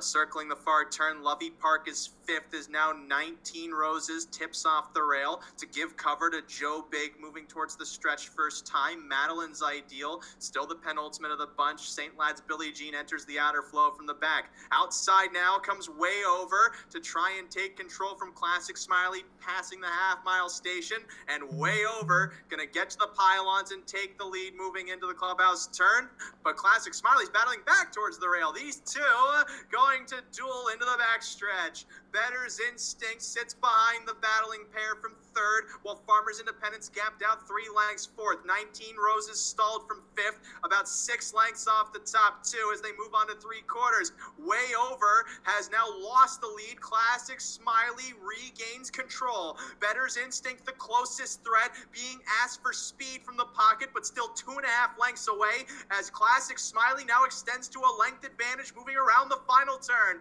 Way Over drops back to second. Better's Instinct only chases from third, with Farmers Independent giving Feudal Pursuit fourth with 19 Roses to the outside. Classic Smiley cruises into the lane, ahead by 4.5. Way Over dropping back in the pack, enveloped by the rest of them as Classic Smiley coasts home, winning by about 5 in the end. Farmers Independent up the rail for second.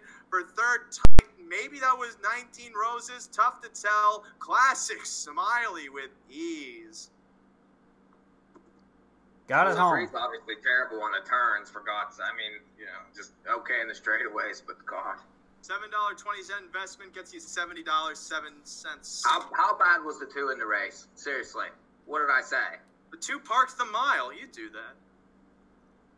Junk. I feel like she's probably got a bleeding issue the way she's stopping.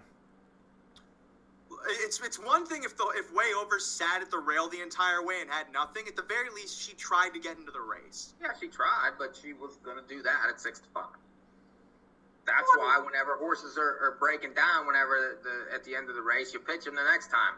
Well, no, because I'm glad Classic Smiley won price-wise, but at the same time, if Way Over got a much better trip, you don't know how well she finishes the mile. That's my point. I'm thinking you're going to see Way Over add Lasix here next week. I'm thinking next week you're going to see that horse add horse. There's not enough horse in their body, most likely. It's probably too much water. Oh, wait, that's also what Lasix does. They're showing live money in the pick 4. Who am I live to here? 2, 6, and 9? Oh, of course, they just take it down. Whatever. You have a 13 to 1 in My Little Surfer Girl. You have a 2 to 1 in Hepburn Hanover. Why don't you bust it? You might need the hedge in that race a little bit, Rod, now. No, there's still quite a bit of money live. Wait, but you didn't use the winner. Who's the winner? How do you wait? Hold on. We need to break this down for a second. Mike, how do you know who the winner is in this race? I don't know. I'm just giving them a hard time. I don't need the hedge right now because they're not great. Why do you need bushes? I don't understand this. What's shrubbery have to do with this? Talking about funds here. We can't be talking over his head. We gotta stop.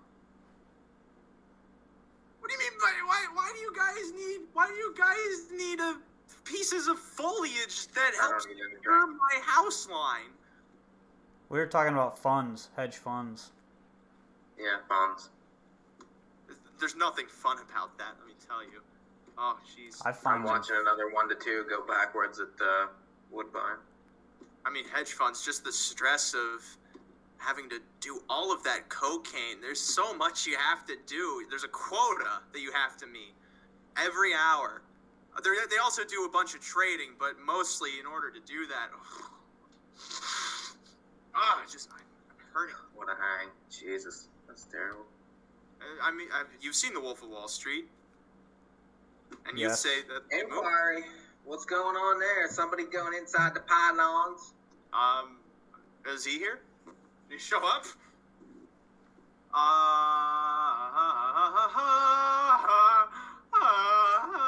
Where Western Fair go?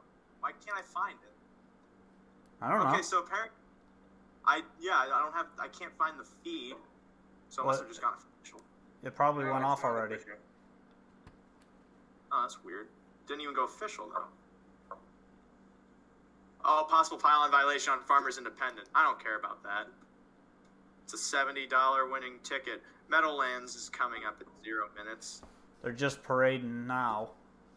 Yes. Hepburn Hanover, the favorite at 2 to 1. I don't know why none of these horses finished the race last week. I'm not saying that like there was a pile up on lap 450. I'm saying that like they came up in 30 seconds for some reason. I don't know if there was a stretch headwind. I should know this because I watch this place every week.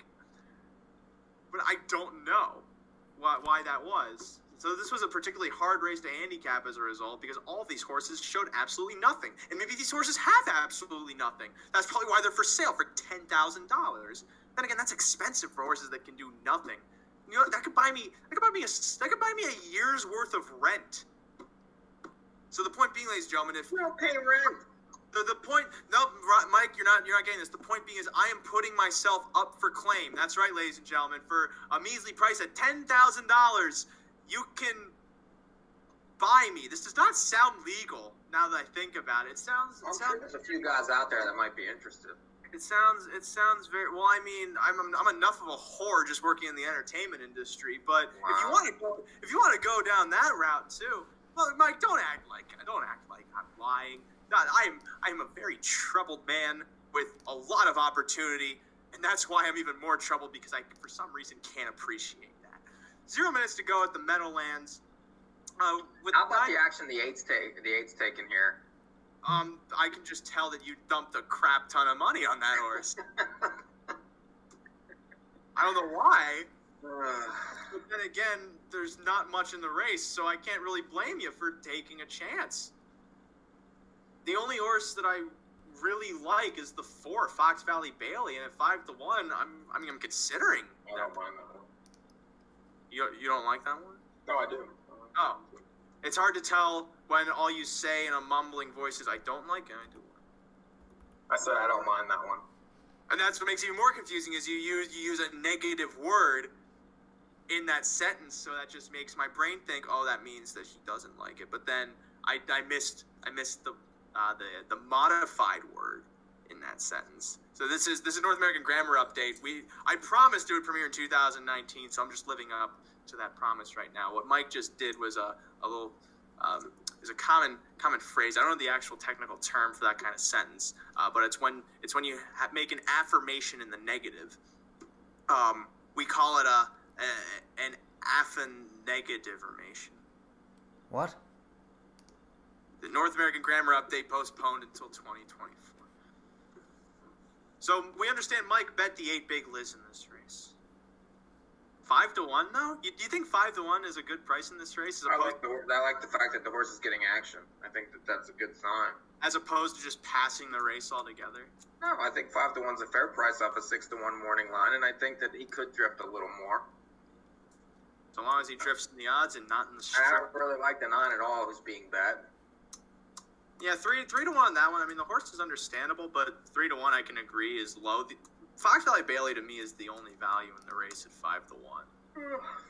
Who's now 9-2, and that makes my brain go, uh-oh, this horse is gonna be down to like 8-5, and that's not necessarily a good thing, is it? Are we doing Mohawk for tomorrow or no? I'm just curious. Are we just gonna sit here and? I mostly forgot that we were doing, but We're gonna have. This is gonna be. I hope everyone sticks around like after 11, so I can get into a few things. All right, Mike, I'll give you your soapbox. No.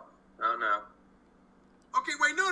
You can't. I can't just give you the platform after you're begging for it, and then you go no. No, I don't think it needs to be done on the air.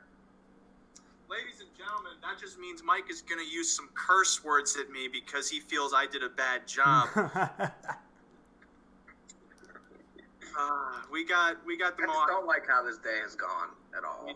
We got the Mohawk pick 4 to talk about. Certainly, we'll get into that after the 10th race. We'll have more time to get into, and we won't have to break out of it because the Meadowlands decides, hey, these bozos are talking about another thing. Let's interrupt them by doing our thing. And it's like, okay, well, we're obliged to go and cover their thing. But there's also there's so many races. There's too many races in this world. We only need like 10 a night.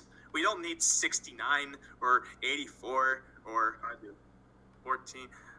I'm fine with just having like 6, then putting on Turner Classic Movies. That's a night for me. That's probably where that song came from.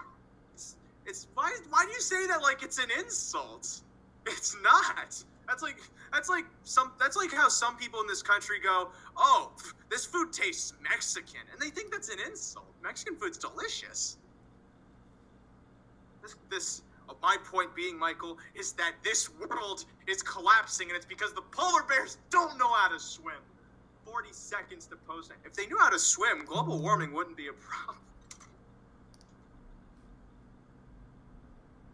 Why am I the only one that finds this funny? That's the unfortunate thing. Even money on Hepburn Hanover. 4-1 on Dangerous Precedent.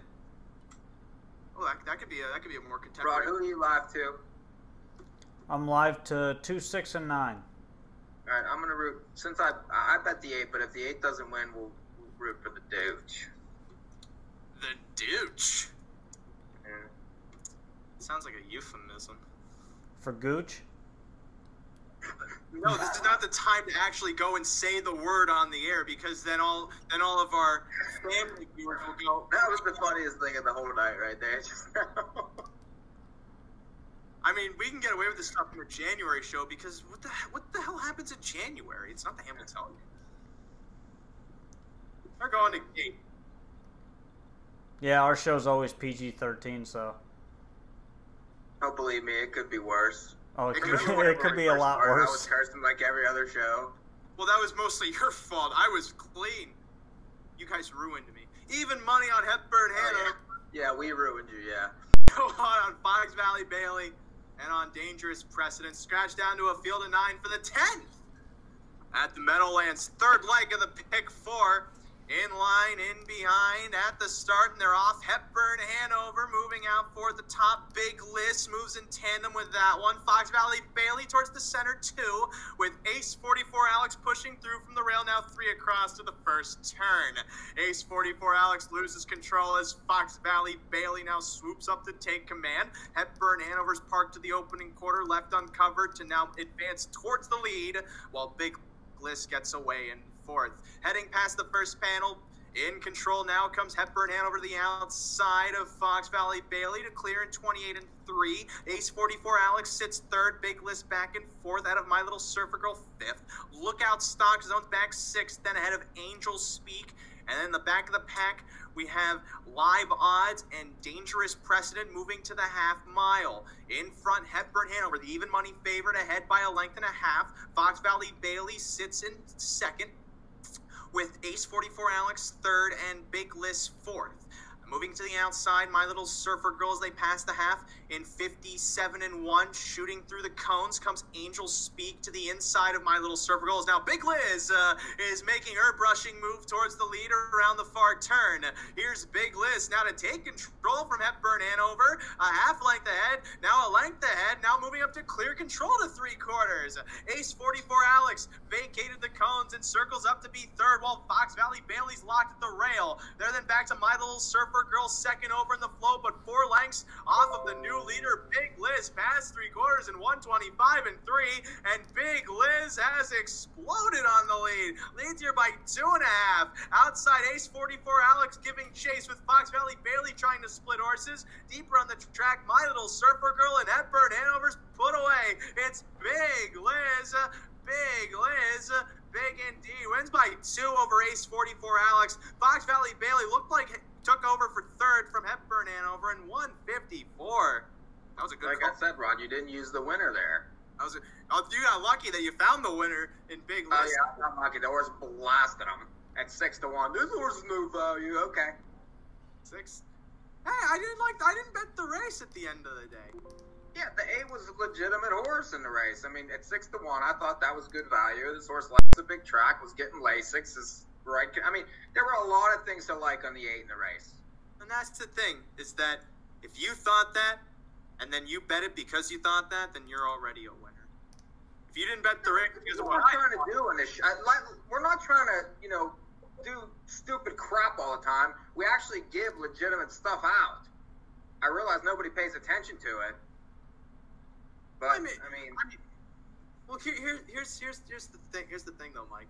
As much as I can go on and say that I gave out an $80 exacta, I recognize the fact that there's some luck. There's a luck element to it. There's the being the right guy at the right time element to it. There's also the legitimate factor that I am a good handicapper, but at the end of the day, I also realize that there's more to this. There's more to all of this than just the betting.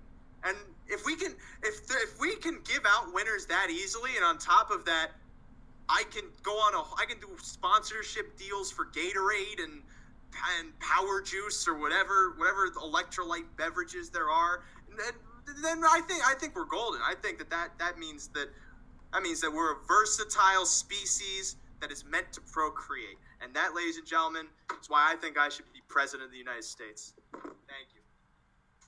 I did it. Rod, seriously, help me before I lose my mind. Seriously. So In fact, you better mute me. race 4 tomorrow night at Mohawk starts the early pick four, $50,000 guaranteed pool. Philly American winners at $3,000 last 5. Bottom level here.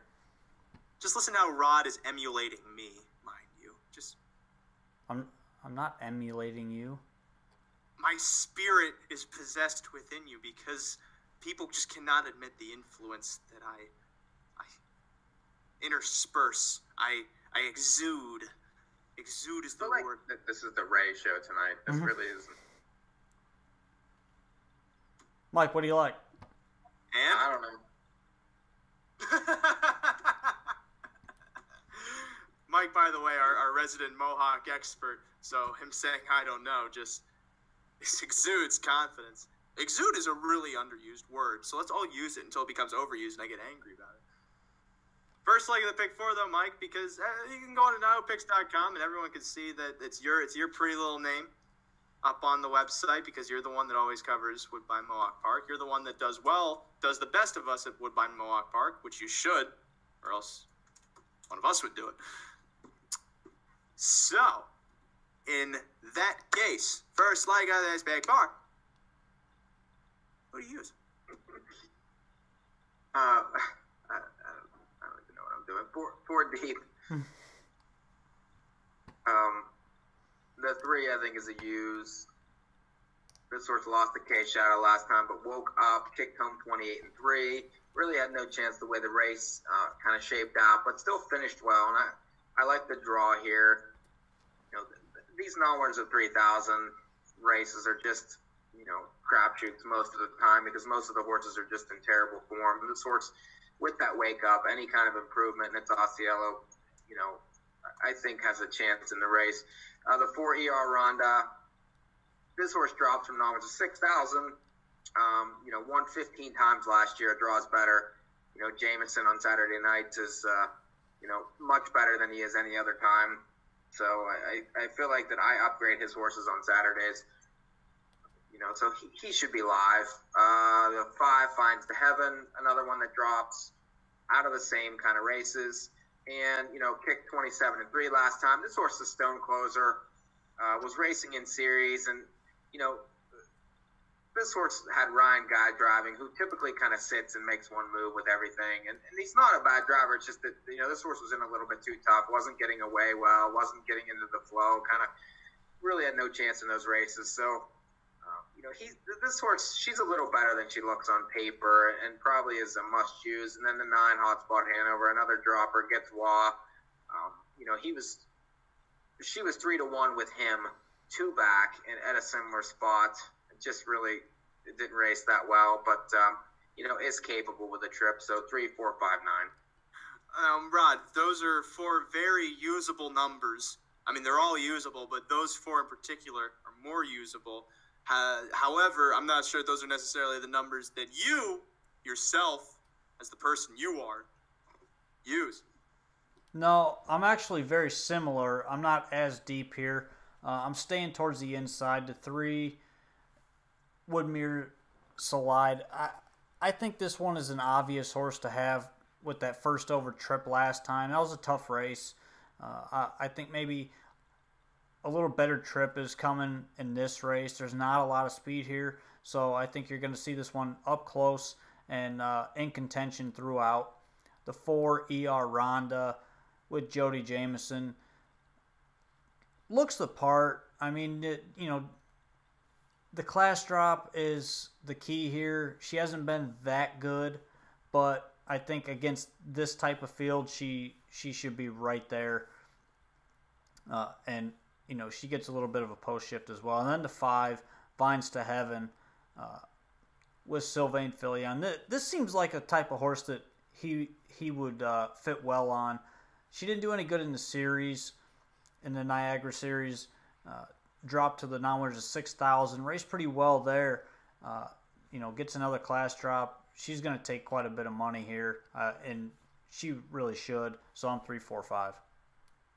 The numbers that I use are different from those because, for starters, I use the 1 on the minute mark. This one did not really get much racing room until late in the mile when Kay Shadow had already blown by them all, had the jump on them. Naughty Lady B tried to reel her in as much as she could, but there was not enough ground for her to do so. Get back on there, microphone case. And so this one from the rail this time around has a better draw and should hopefully get a better opportunity to race given that spot, so long as the race sets up in her favor. ER Ronda, the 4-horse, does make that drop in class, as Rod mentioned. If she can replicate that start 2 back, but against this weaker group, she should have no problem here. And given that she's racing towards a closer spot to the rail, that should definitely be a possibility. And Vice Devon is also obvious. She came home 27-3 last out. Now she drops in class after racing, and I don't know if that's decently or mediocrely in the Niagara series.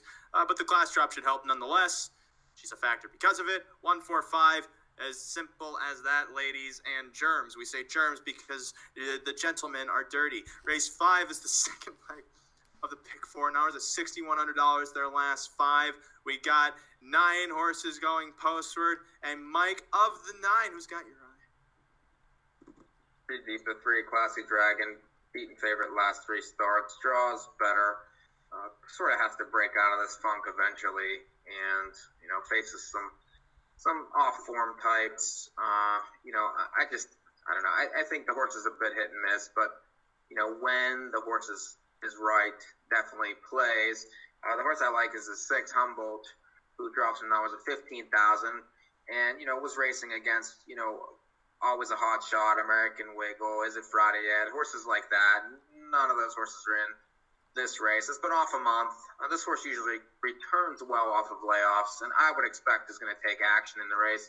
And then the 7, Jimmy Be Good, who moves out of the claimers into this race. This horse is a stone closer. Is going to sit and make that one move. But the last 3 races, this horse has been very sharp, and I think if there's any kind of setup up front, could be live late at a big number. So 3, 6, 7 there. Very tempting numbers there, Mike. Rod, are you tempted enough to use those exact ones? No, I'm not too far off again. But I'm going to use the 2 Freddie Bear. He's definitely a setup type of horse. He's got to have things his way, but this is a race that he should be able to win. I mean, this is a class drop. He's usually competitive at this level. You look 3 back, he had the outside post 9, came from 9th, sat in the back, finished 4th. I really like that start. He's been good enough, and this is a group that he should be able to handle. The 4 Time Peacemaker comes off a big effort on the front end last time. Maybe a little bit cheap, but might be able to work out a nice trip here for Phillion. 1 for 15 over the last 2 years, but this is a good spot just because there's not a lot in this race that he's going to have to contend with, and he should be following Freddie Bear the whole way. So I throw him on. And then the 7, Jimmy Be Good. I like this horse. Drop, slight class drop. I guess it would technically be the same. But, this horse fits well here. Ryan Guy jumps on. That's the one negative to this horse. But, you look at his lines, he's right there just about every week at a similar level. And he's had 3 starts for Marty Fine. He's got a win in the 2nd and a 4th where he was first over. So I think this horse is a play, and he should be able to get a decent setup here. And if you can afford it, throw on the 6 Humboldt. I just don't like his form. Yeah, but there's not really much else form in this race that really fits this field. Sure, Humboldt has been off in his last couple of starts. That last race in particular isn't necessarily too encouraging, but the fact that he went on layoff as a result of it shows that maybe he did just need the rest, and then if he comes back, should have at least fresh legs that may or may not benefit him. I'm going to go. Mike says that he races well off layoffs, so I'm going to give him the benefit of the doubt there. I do use Humboldt. Aside from that, I begrudgingly do use Freddie Bear, who 3 starts back, put in a decent mile against this group, was just way too far out of contention. Still came up in 27 seconds to finish 4th in that race. Otherwise, it's just, again, usually too far out of the mix. And also, in against Too Tough, he drops down from 10,000 into the into the $6,000 group. So at the inside draw 2, he should at least be a factor for those reasons. And Classic Dragon tried to wire the field last out as the favorite, at least take the lead and go all the rest of the way as the favorite. But he gave way through the stretch to finish 3rd. He's also been the favorite in his last 3 starts, so a bit of a money burner there. Maybe not necessarily the best contender, but again, this field doesn't necessarily make me confident in any of the horses racing, aside from perhaps Humboldt. I'm still 2-3-6 in the event Humboldt does not show up, although I wouldn't blame you if you singled him. The 3rd leg is the 6th. Nauer's at 10,000 their last 5 starts. This one has 8 horses going postward. Remember when they were full fields? Lots of horses in this race, but not as much as we've seen in other races. And Mike, what do you see? 4 deep here. This is a tough race, especially I'm sort of against the 2 here. Messi, who goes to Moreau, and you know, just he's a bit hit and miss, and I'm going to go miss this time. But you know, I'm going to start with the 3, A Boy Named Sue's racing well, and up the top claimer, which is 25,000. Won last time and basically won for fun. I mean, this horse just kicked off cover and was gone. Kicked home 27. Claimed and stepped up, and I think fits here, especially against a group that's maybe not quite as good as the last time whenever he stepped up and lost back on December 8th. So he's a use for me. The 4 Fan Court steps up off Melbourne's a 6,500 where ran to Alexis Jackpot, who had a perfect front-end trip there, but this horse wasn't disgraced, was getting there late, missed a week. Now is back and, you know, fits at this level. His speed is always extremely dangerous in the race, and I think he'll be very close to the front. He can control it. You know, the other horse that'll be close is the 8, Big Bang Boom, who won at this level 4 back December 15th, then raced against Sintra, always a hot shot. Those are just better than he is, and, you know, this race, this horse can get to the front and then, you know, kick home much better against, you know, these horses versus those ones. Won 10 times last year. And then I'll throw on the 7 Velocity Driven, who's a stone closer. There's a lot of speed in the race. This horse has been at least racing at these upper levels and getting checks. And, you know, 8 wins last year. Typically kind of has to drop to win, but gets a little bit of a setup here, and it'll be a price. So 3, 4, 7, 8. Rod, that's all I have. What do you go on? I'll start with the 2 Messi. I think he's a use on the ship back north. Goes back to the Moreau barn. You know, he's a horse that he can compete with a lot of different types of horses. He does like a setup, but, you know, he is leaving Andrew Harris's barn, which right now is the hottest barn in North America. But besides that point, I mean, the horse fits in this group. This is a little bit easier bunch than what he's been facing down at the Meadowlands. I think he's a play. The 3, A Boy Named Sue's, he looks like he's back in form, right where he needs to be.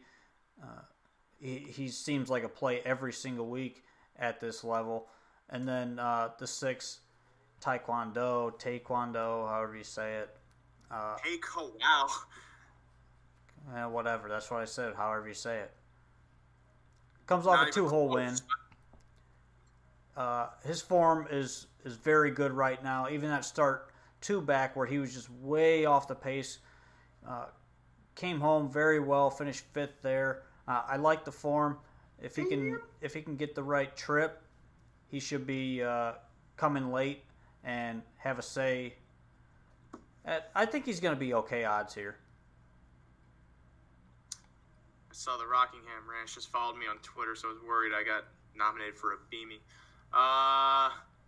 For me, I got 2 horses. Boy Named Sue's, we touched on. Velocity Driven, we touched on. Those are the only 2 horses I truly like in the race. Not much else to add. The 11th at the Meadowlands is going off in exactly 1 minute. We'll bring you coverage of this race, and after that, we'll move on to the final leg of the pick 4 from Woodbine Mohawk Park. And after that, we'll do the farewell goodbyes And hopefully Kanye West won't come out and give a political speech. These pick fours are huge here, too, and I'm just disgusted. Yeah, they're ridiculous. But I didn't use the 6 in the first. I mean, just terrible. That's just terrible. Looking at that horse, I'm like, why? Let's see here. Will pays, including to the favorite. Oh, hello. They're big. J.D. McCoy. Considering what won, they're big. J.D. McCoy for 50 cents, returning 1,500, and he's the favorite at 2-1. The second choice, the one down under Matter, is 1,300 just about. Third choice at 7-2 is the 6 Stars Above Alaraj. That's 1,800. If for some reason you have the 5 Conair Hall, that's 8,000. But how can you bet a horse named after a movie that is not even that good? What? Wait, what? Conair. You never heard of Conair? No, I've heard of the movie. What do you mean it's not good? It's not.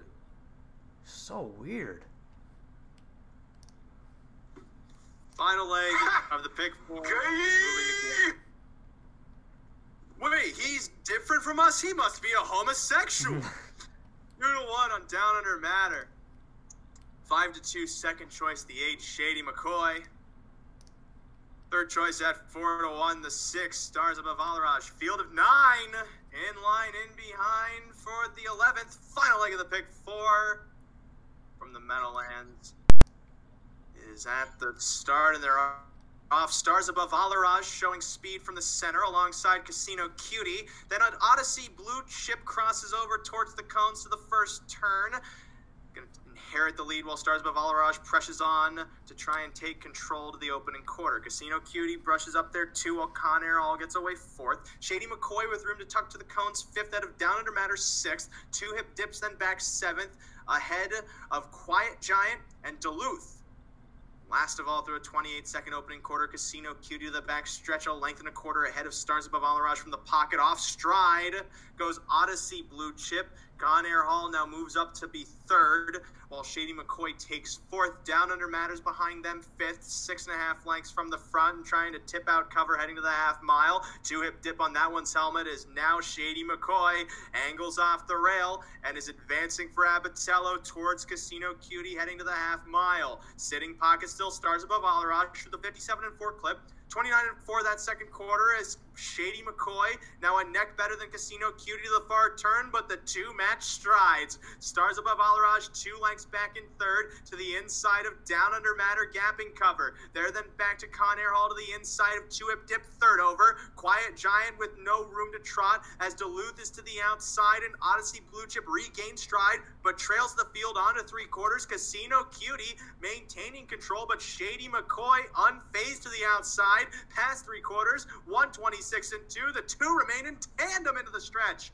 Shady McCoy outside now finally takes a narrow advantage. Casino Cutie battles on towards the rail. Stars Above Alaraj tries to hold 3rd as Odyssey Blue Chip has room towards the pylons and 2 hip dip rallies late, but Shady McCoy now strolls away from all. Shady McCoy is extending his lead to the wire. He's in hand, cruises to a 3.5 length win over Casino Cutie and Stars Above Alaraj in 1:55-2. Final leg of the pick 4 making me sick.